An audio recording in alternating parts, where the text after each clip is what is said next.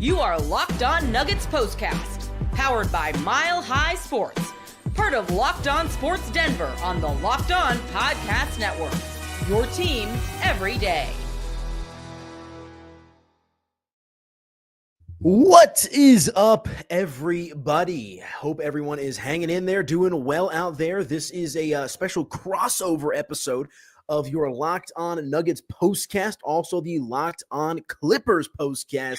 Anilo Piro, joined by my man Pete Fox. If you listen to the Locked On Rockies podcast, you know that Pete and I did a little crossover with his Dodgers as well, and we figured, you know, he's doing the Clippers, I'm doing the Nuggets. Let's have some fun here tonight. Unfortunately, Pete, not much fun for you and the Clippers, as the Denver Nuggets just throttle them tonight, 126-103, your final score. And most impressive from Denver's perspective is they do it without Nikola Jokic. So we'll break it all down for you here today on your Locked On crossover episode. And today's episode is brought to you by our friends over at Game Time. Download the Game Time app today, create an account, and use code LOCKEDONNBA for $20 off your first purchase. Pete, talk to me, brother. How you been?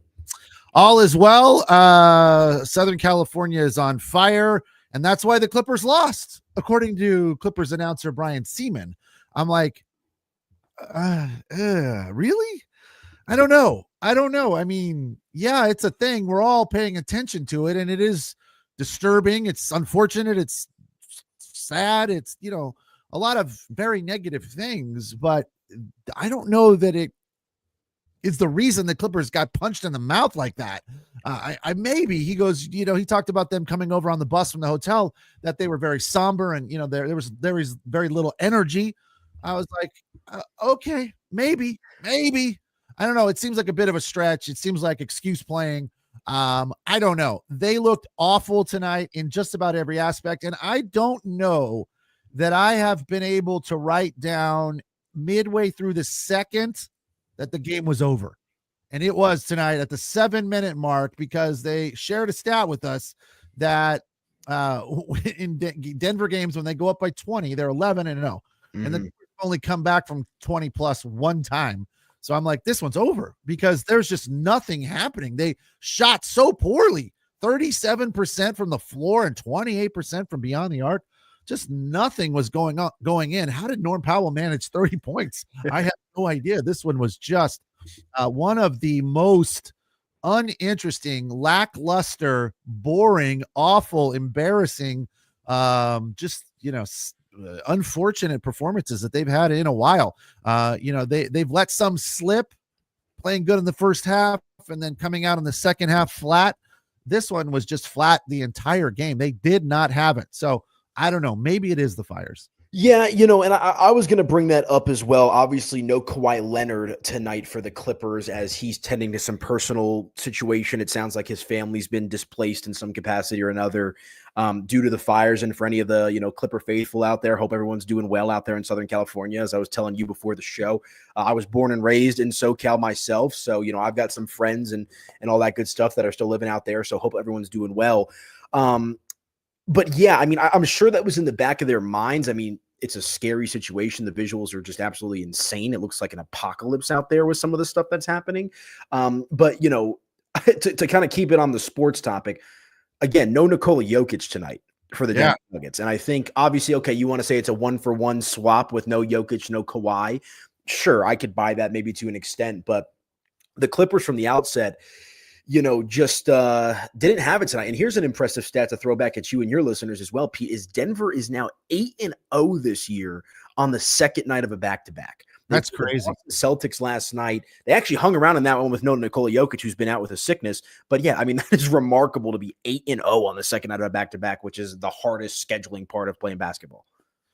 Yeah, it really is. You know, and that one they played hard right to the very end. A tough loss last night for the Nuggets. So it's a little surprising. I don't know if that got into the Clippers' head, that they thought it might be an easy walk. I don't know that it's ever an easy walk against the Denver Nuggets, especially in Denver. But the Clippers they got off to a slow start. You know, turnovers, sloppy. They were hesitant with shots, just bad looks, lots of fouls. I mean, there was not much going for them at any point in time. The thing that's been working for them of late is when they have good ball movement, I feel like they are a better team. They just play more aggressively, energetically, and when they're moving the ball. Their fallback is let James Harden go ISO. And, that to me, just, you can't wait for one guy to get hot, whether it's Norm Powell or James Harden. You can't just wait for one guy to go off. That's not going to get you wins. And that's what happens to them when they get out of rhythm so fast. That's what happened a couple of nights ago in the loss in Minnesota. They just came out and fell asleep in the second half. And I'm like, how is that possible that you go into the locker room after a great first half and you come out flat and go to sleep, start playing, rough, unorganized basketball? And I don't know, a little bit of it to me falls on coaching, right? They have a lot of good coaches on that sideline, led by Ty Lue. But something seems to be missing when they cannot be consistent for an entire game. Obviously, there's going to be stretches where things are a little bumpy, but not a whole half where everyone goes to sleep and it just becomes ugly and you're not playing well. The one thing that was surprising in that game a couple of nights ago was they didn't turn the ball over a bunch. Tonight, another game where they didn't turn it over all that much. But I think the turnovers come in stressful positions. And, so it was surprising that they were unable to come away with a win in that Minnesota game because they played well in the first half. They just went through a terrible stretch at the start of the fourth and the start of the third, where, the Timberwolves went on the run at the start of the third, and the Clippers started the fourth going 0 for 11. So I don't know if that was hanging out in their head tonight, because it felt like it, because they just couldn't make shots. That was the biggest thing that went wrong tonight. There was just not enough clutch shot making when they needed it. Yeah, you make a couple of good points, and it's funny because I walked into my office today at my day job at Mile High Sports, and we were kind of talking about the game last night and this and that, and we were all kind of surprised that Denver was able to hang around in that game against Boston. And one of the guys brought up, like, it's like a flip switches in the Nuggets' head when Jokic isn't out there because they don't have their security blanket. And they put up a good effort last night. It was kind of a moral victory is what I said. I don't think there should really be any moral victories in pro sports, to be honest with you. Silver lining. Yeah, exactly. But Jokic, best player in the world. So, I thought they would get blown out against the Celtics, but they put up a good fight. And I think that's a lot of a similar dynamic here tonight. Also, no Aaron Gordon tonight for the Denver Nuggets. But to your point about the inconsistencies of the Clippers, I mean, it's actually pretty interesting how these teams mirror each other. I mean, Los Angeles now 20-16 on the year, Denver 20-15. And it's funny because as you were talking about, they shut down for a half, they can't hit the three-point shot, coaching, this and that. The exact same principles and the exact same thoughts apply to the Denver Nuggets, because they'll have just these awful third quarters. Nikola Jokic goes out of the game. It's a 10-point lead for them. Now it's a 10-point deficit. And, so it's been kind of a weird year for both of these teams for sure. So we'll have to see, how both of these teams can kind of try to respond tonight. But for Denver, man, I mean, it was a tale of two teams. To your point, Pete, Clippers only shot 37.5% from the field, 30 for 80, and an abysmal 28.9% from 3, 11 for 38. On the flip side for Denver, they shot 55% from the field, 49 for 89, and 48.5% from 3, 17 for 35. Yeah, I was worried when the pregame started with the Nuggets take the fewest threes in the league. It doesn't mean they make the fewest, they just take the fewest. Well, that was not the case tonight. They came out and blew that stat right out of the water. 17 of 35, as you pointed out, 48%. And they were clutch threes, hands in the face. They weren't easy threes. And Jamal Murray tonight was, he was like Shea Gilgeous or Edwards in Minnesota a couple of nights ago. Just everything was going for that dude. He was lethal. 7 of 13, 4 of 6 from beyond the arc. And that's just, that's got to suck the life out of you when you're in his face and you're defending him well, and he's 4 feet behind the arc, and still making them, and they're just like nothing but net. I'm just like, oh, and you, like, the second he lets go of it, he's taking off down the floor the other way because he knows that it's in. You're like, you're a stone cold killer. Yeah, well, we've seen him do that to the Lakers time and time again. I was in the building a couple years ago when The Nuggets swept them off the home court out there at crypto.com. But I will say this, and we'll hit a break here in just a moment as well. Nuggets fans are very frustrated with Jamal Murray. They just gave him a max contract extension. He played well tonight, but speaking of inconsistencies, he has been very, very up and down throughout the course of this season. So nice to see Jamal Murray put together a solid game tonight. 21 points for him, 4 of 6 from 3, as you mentioned, 7 of 13 from the field, 9 assists and 3 rebounds as well for Jamal. So nice to see him. He was a plus 24 in the box plus minus. But all right, why don't we hit our first break? When we come back, there is a common denominator between these two teams. Seemed like Russell Westbrook was pretty fired up to play his old I wanted to get into Russ's game because that was interesting. Yeah, so let's hit a quick break. We'll come back and do just that right here on your Locked On Nuggets and Clippers crossover. Back in just a moment, folks. All right, new sponsor on the show. Let me tell you real quick about our friends over at Ultimate College Basketball Head Coach. I want to take a moment to introduce you to a brand new mobile game that I'm really excited about. That would be Ultimate College Basketball Head Coach. If you've ever dreamed about being a college basketball head coach, this is your chance to step into those shoes. And an Ultimate College Basketball Head Coach, you can control every detail of your program, from recruiting players and hiring coaching staff to overseeing training camps, handing out NIL deals, and managing scholarships. It is all in your hands. And when it comes to game time, you get to draw up offensive plays and set your strategy the way you you get to drop offensive plays and set your strategy. The way you play won't just affect the current season. It will shape the future of your school's basketball program. It's a game that lets you feel the full weight of what it means to be a head coach and lead your team to glory. Here's a special offer for Locked On NBA listeners. Use code LOCKEDONCBB, all caps, inside the game store to get a free boost for your program. It's the perfect way to kickstart your coaching career. To download Ultimate College Basketball HC, just visit ultimate-cbb.com or look it up on the app stores. Ultimate College Basketball HC. Begin your coaching legacy today. That actually sounds kind of fun. You know, maybe I got to download some Ultimate College Basketball HC as well. So 100% free boost. Use code LOCKEDONCBB in the game store. Okay, welcome on back into your Locked On Nuggets and Clippers crossover postcast. Danilo Pirro joined by my man Pete Fox out there in California as the Denver Nuggets get the job done here tonight. Your final score 126-103. And we talked about Russell Westbrook very briefly there going into the break, but he is fired up to be a Denver Nugget, man. That's kind of the simplest way that I could put it. I mean, 29 minutes played tonight for Russ, a plus 18 in the box plus minus, finishes with 19 points, 8 assists, 6 rebounds. So, you know, by his standards, very, very good. Even knocked down a 3-point shot as well.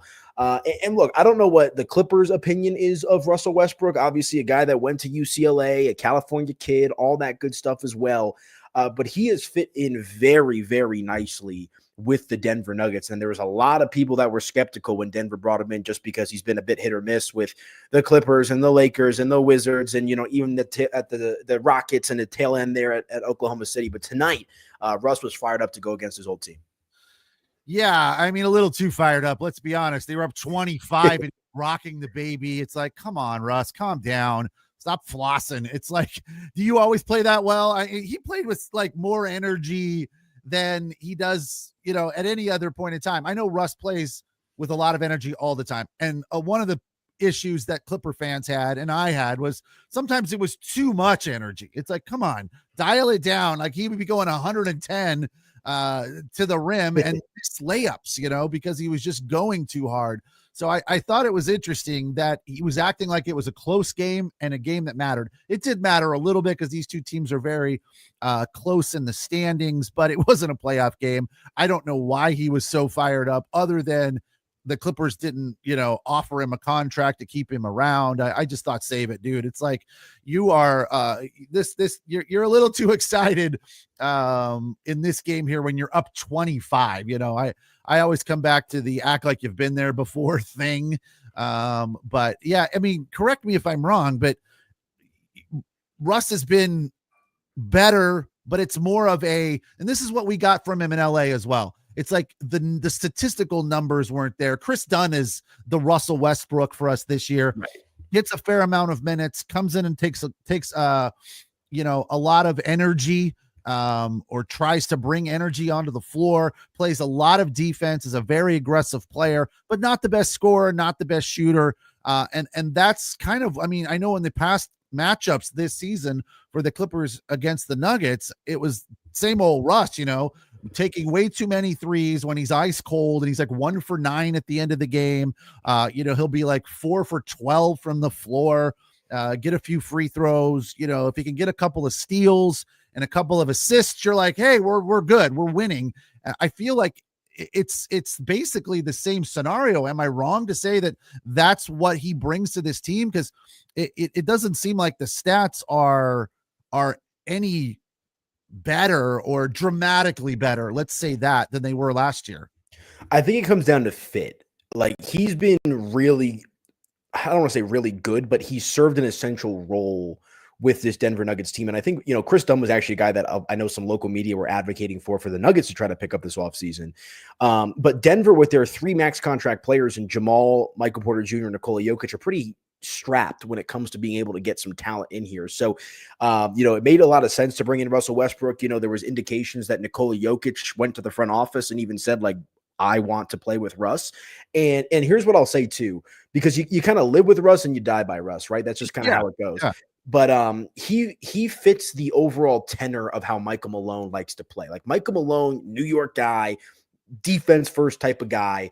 And Nikola Jokic, is kind of like that stoic leader on the court. I know he didn't play tonight, but like, Jokic is going to lead by example as opposed to vocalization. And that's where I think Russ kind of provides some balance to this team. And also, they've got a lot of young players coming off that bench. Peyton Watson, who played at UCLA, he's only in his 3rd year, but he hasn't played much over the last couple of years as well. Julian Strother. So he's kind of playing that veteran mentorship role while also bringing the energy that Denver has lacked at times. So it's actually worked out pretty well regardless of the numbers for Denver. Yeah, the energy is a big part of it. The numbers are maybe a little bit better. What's he shooting? 45% from beyond the arc. Or is that just from the floor? That's got to be from the floor. Yeah, from the floor. Sorry, yeah. 45% beyond the arc. Like all-time numbers. Yeah, right. That's what he used to do. And I still think in his head he can do that. But 3-point at home, he's shooting 35%. The last 10, he's shooting 30%. Those are not good numbers. Isn't he the worst 3-point shooter in the league, statistically speaking, who takes X amount of threes or something like that? So the energy is there. The assist numbers are good. 7 or 8 per game is a big stat. And if he plays defense, then you've got something there. And if it's a good fit and he's not like a problem, and he wasn't in LA. I don't want to say that he wasn't difficult. He didn't become a problem in the locker room for the team, like wanting more minutes and, things that he's been accused of in the past. And, James Harden's also been accused of those things. And since showing up in LA, he has fit in very well and found a role and, adopted that role. And when Kawhi is on the floor, James Harden is more than willing to facilitate and pass the ball. And I feel like Russell Westbrook did that in LA, and he's doing it now. And for whatever reason, it seems to be fitting in a little bit better for the Nuggets. And that's good for them. I'm just not a fan. That's what it boils down to for me. I'm just not a fan of his game. It's too dialed up. It's like there's no control. And again, the attitude is just over the top when it comes to how bodacious he is about layups, up 25. I'm not surprised. Are you? He's rocking the baby. It's like, come on, dude. Like, the game is over. It's been over for a quarter and a half. Why are you so excited? It's funny you bring that up because literally, as you said, rocking the baby, his highlight package was up from the game, like simultaneously on my TV as he was rocking the baby. And look, it's weird because I guess I was pretty neutral on Russell Westbrook. Like, I'm not gonna lie, like I kind of thought he was washed, just like the last few years, just because of what we've seen with him on the court with the Lakers, the Clippers, the Rockets, all that kind of stuff. But it's worked here, and I think it's weird because I would say Nikola Jokic is the ultimate equalizer because I do believe that, but he didn't play tonight. And for whatever the reason is, like, I've been waiting for him and Jamal Murray to butt heads on the court just because they're two completely different personalities in regards to how they play, but that hasn't happened. So, for Nuggets fans out there, I think we've all been pretty pleasantly surprised with how well Russell Westbrook has fit in with this team. Now, it hasn't all been great. But like I said, it's a team that's very young outside of their 3 or 4 core players. You know, you've got Christian Brown, who's in year 3, who's playing in the starting lineup, couple of guys off the bench. I mean, they're only running an 8-man rotation on most games. So his veteran experience has definitely boded well here tonight for the Denver Nuggets. And another guy that used to play for the Clippers that's been with the Nuggets, an NBA champion now, I may add, with the Denver Nuggets, is DeAndre Jordan, who got the start tonight. He had 12 points in this game, grabbed 9 rebounds as well. So, you know, back with those old Lob City Clippers, back when I was living in LA, I remember the rise of all that. So DeAndre Jordan, you know, kind of a similar dynamic, less animated, but, you know, bring kind of that veteran type of leadership and, you know, can still, you know, play some decent minutes here or there. So why don't we hit our final break here real quick? When we come back, let's put a bow on the show, begin to wrap it up here on your Locked On Nuggets and Clippers crossover. Back in just a moment, folks. All right, tonight's episode of the Locked On Clippers and Nuggets postcast crossover brought to you by Game Time. Game Time has made it easier to get tickets for your favorite events with their new feature, Game Time Picks. This feature filters out the fluff, shows you only incredible deals on great seats to the games and events in your general vicinity, so you don't have to waste time searching through thousands of tickets. They know where you are, and they know what you like to go see. And it's not just games. There's, concerts and theater and comedy and things of that nature. I was looking at it just now. They have some Kings tickets coming up in a couple of weeks. Kings are on the road till the 20th of January. But when they come home on that Monday, they got tickets for $55, and the Kings are going very strong right now. So that would be a good time. And if you haven't been to a Kings game at Crypto, it's a lot of fun. And that's a good deal right there. They also have a feature that I love. 2 of my favorite features on Game Time. One is views from your seat. So you know exactly where you're going to be sitting and what you'll be seeing from your seat. And again, sometimes you move over a one section or up a couple of rows, and it saves you a lot of money. But it doesn't affect your viewing at all. And that's what's good about views from the seat. And they also have a thing you can toggle that will give you all-in pricing. So there's no hidden pricing at the end. You're like, wait a second, these tickets were $55. I got 2. That should be $110. And then you go to checkout and it's like $160. It's not like that on Game Time. So take the guesswork out of buying tickets with Game Time. Download the Game Time app, create an account, use the code LOCKEDONNBA for $20 off your first purchase. Terms apply. Again, create that account, redeem the code LOCKEDONNBA on $20 off your first purchase. Download Game Time today. What time is it? It's game time. All right. Well, I'm a big fan of the all-in pricing myself. I'm an active Game Time user and me too. Big fan. I actually used that code. I caught Billy Joel with my folks over the summer at Coors Field. So that was spectacular. So I can attest. I'm a big Game Time user myself. But Diana, man. Yeah, you know it. But Locked On Nuggets and Clippers postcast. Hope everyone's doing well out there. Everyone in Los Angeles, hope you're hanging in out there with all of the fires and all that stuff. But, it was a bit of a fire tonight for the Los Angeles Clippers as they lose to the Denver Nuggets 126-103. Talking a little Russell Westbrook, talking a little game in general, DeAndre Jordan. My question to you, Pete, is how is Clipper Nation feeling out there? Because obviously no Paul George. We talked about some of the additions that they've made. Both teams kind of in a similar scenario, which is why this game has some meaning in regards to the overall standings. But give me a vibe check on what it's like for the Clippers right now. I would say Clipper Nation is pretty tepid. I don't want to say that they're down. I don't want to say they're negative or frustrated. They're also not excited. I think they're just kind of going through the motions right now. I think we're all kind of just waiting for Kawhi to get back out there at full strength, and he's healthy. But they've been monitoring his minutes in his first couple of games.